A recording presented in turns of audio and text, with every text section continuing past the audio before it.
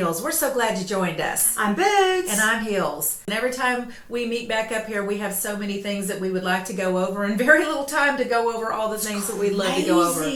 But, you know, the main thing top of the list right now, I mean, I'm going to bring it up. I mean, the Supreme Court has now given the power back to the states on abortions. Well, they've kind of argued this point for 47 years. Yeah. They have said that the Supreme Court really had no jurisdiction over this, and this was up to states' rights.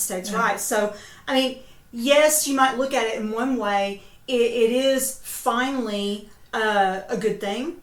Yeah. But then in another, it's like, well, is it a good thing to set the world on fire with before midterms and get everything all stirred up so that crazies can hate conservatives or people who just don't think it's okay to kill babies? No, I'd like to think that the majority of the world really doesn't want to kill babies, but I would like to think that a majority of people in the world are believers in knowing that actions have consequences and being very, very responsible in their reproductive rights, in that knowing what causes pregnancy. And if they want to participate in sexual activity, we are not discussing rape or incest.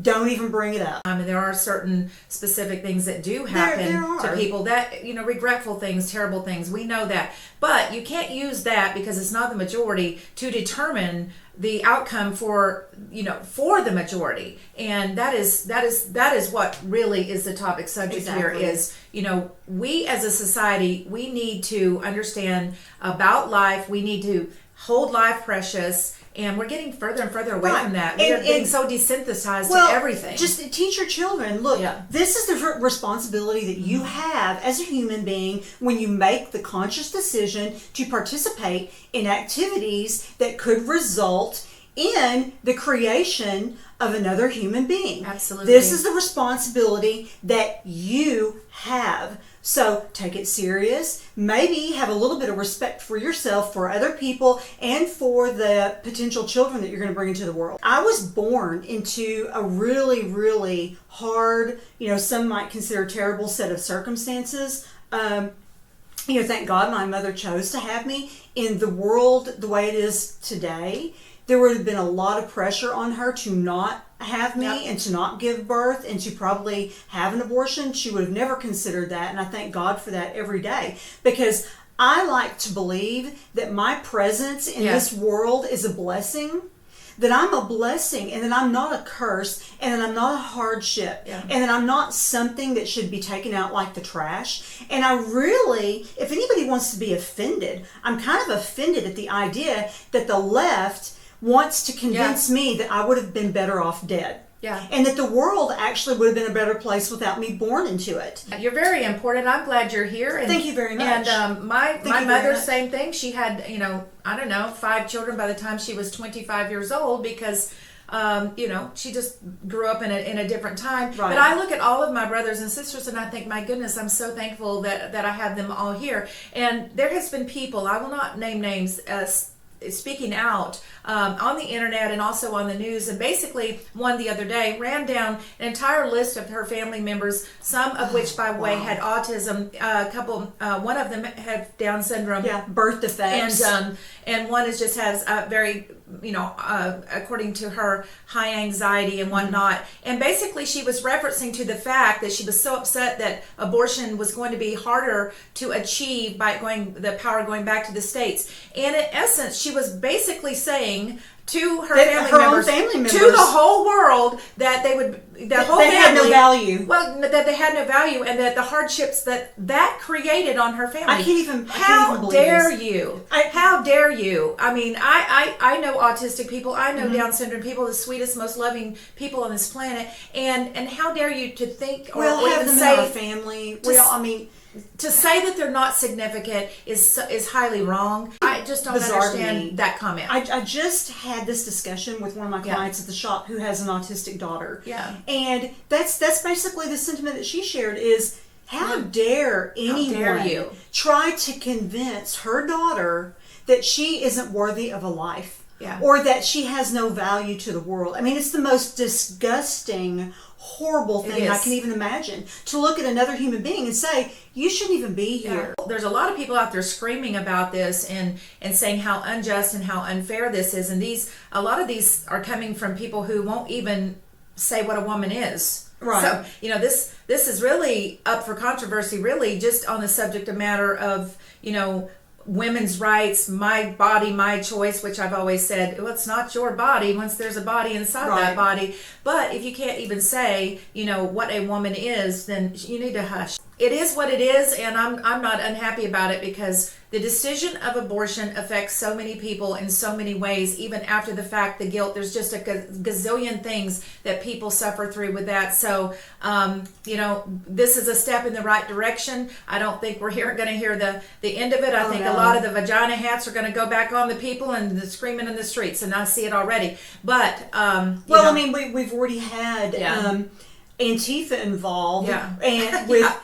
being paid to attack women that are pro-lifers. There was just a lady attacked yesterday. Yeah. She was beaten, she was thrown to the ground, and she was tear gassed directly to the face by Antifa. So, this is already happening. This is just another thing to set our country on fire. And we've got to get back to where we have a decent, acceptable standard that we all hold each other to. You say what you want, but we are not, as a society, this anything goes is not benefiting us whatsoever. No, it's really, really hurting the future generations. I was asked the other day if I could, if there was a time machine, would I go forward in the future? Wouldn't it be awesome to see what would happen? And my answer was absolutely no. If I had a time machine and it was at my disposal, I'll be going backwards in time. I actually would.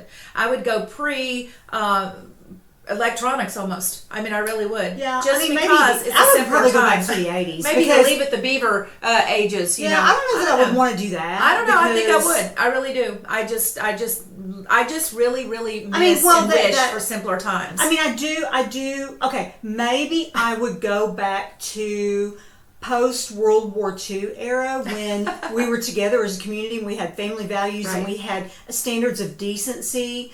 But at the same time, there were groups of people that suffered some pretty bad things, and I'm not going to say that I wouldn't have been in that group. Yeah. But so I don't know. I mean, it's like neither here nor there. Yeah, we're here. You're right. I would miss the 80s music. Yeah. So I do want to bring up the $13 billion of new pledge of American dollars going to Ukraine. Also going to rehabilitation for the refugees. And I'm all about helping people. But meanwhile, back at the farms, so to speak, here in America, the farmers can't even get diesel for their tractors because it's so outrageous. We are in a topsy-turvy world, and thinking about the heat and what we're suffering through right now as far as weather, I think it's because hell is moving up closer to the surface. It's my opinion.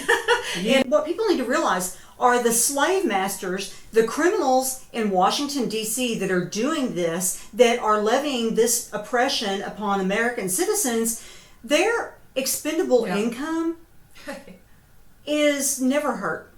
They have an endless supply of money. Yeah. Partly because of what they do to us, but mostly because of what they do to us. Their lifestyles don't change. Their children's futures don't change.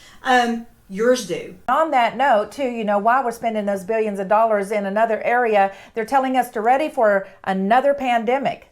Yeah, Biden slipped up and said that he was going to need, they were going to need, more billions. More funds and more billions of to your prepare. Stolen wages to prepare for a second another pandemic. So how dare you? Shocking. So people, make sure that you're giving your dogs plenty of water in this heat, and also make sure that you're taking care of your animals. Please go over to Pets No Politics and give us a shout out there as well. We'd like you to give us some comments. We want you to engage in this conversation. That's why we do this, so that we can talk about it, these certain subjects and topics, even though some of them are not all that... not comfortable. Yeah, not comfortable, but we like to discuss those things. So, you got anything else you want to add, Boots? I'm ready to check out today. Yeah. Oh, if you've got nothing else to say, we're just going to say so long, and we'll see you next time. Bye-bye.